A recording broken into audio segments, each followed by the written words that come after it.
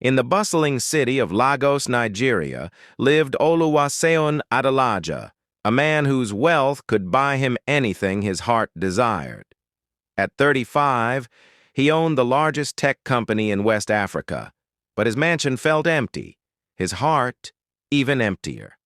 Every woman who approached him seemed to see only his wealth, not his soul. One morning, as he watched his gardener's daughter share her simple lunch with a street vendor, an idea took root in his mind. The next day, Oluwaseun moved out of his mansion into a small apartment in Surulere, a modest neighborhood. He traded his designer suits for simple clothes, his luxury cars for public transport, and took a job as a junior software developer in a small company. In his new life, he met Adana, a school teacher who worked extra hours tutoring children from poor families for free. She lived in the apartment next door, and their first meeting happened during a power outage. Adana shared her battery-powered fan with him, even though the heat was unbearable. Their friendship grew over shared meals of jollof rice and fried plantains. Adana never complained when Oluwaseun couldn't afford to take her to expensive restaurants. Instead, she showed him the joy of picnics at the local park and evening walks along the beach. But life wasn't simple. Oluwaseun's heart ached each time Adana struggled to pay her younger brother's school fees. His hands itched to write a check, but he knew he couldn't. The test became harder when Adana's mother fell ill, and she started selling her belongings to pay for treatment. Then came Chief Okafor, a wealthy businessman who began pursuing Adana. He offered to pay for her mother's treatment, her brother's education, everything she ever needed.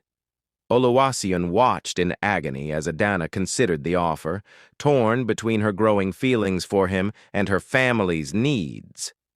One evening, after her mother's condition worsened, Adana came to Oluwaseun in tears.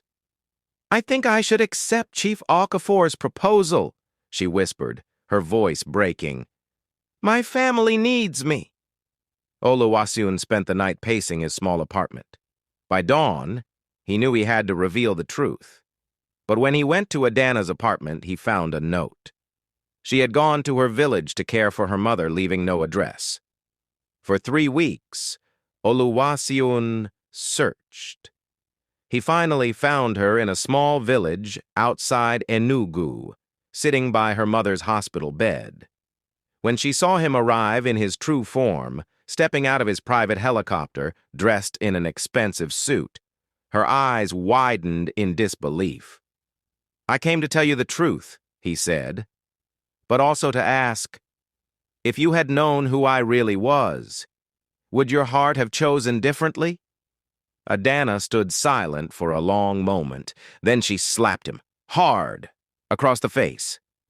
The sound echoed through the hospital corridor. "You lied to me," she said, tears streaming down her face.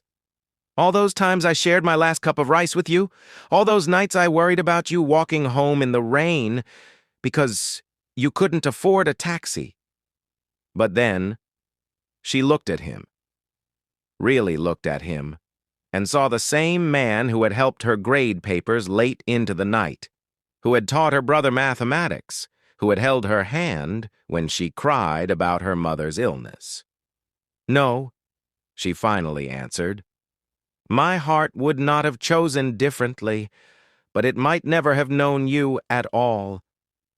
Oluwaseun paid for her mother's treatment, but insisted on continuing to live in their small apartment for another month, this time with no lies between them. He wanted to prove that the simple life they'd shared was as real as his wealth. They married the following year, not in a lavish ceremony as Oluwaseun could afford, but in Adana's village, under the same mango tree where they had reconciled. And when people asked Adana how she felt about marrying one of the richest men in Lagos, she always replied, "I fell in love with him when he was the poorest man I knew." Thank you for watching. Please subscribe, like, and comment for more videos.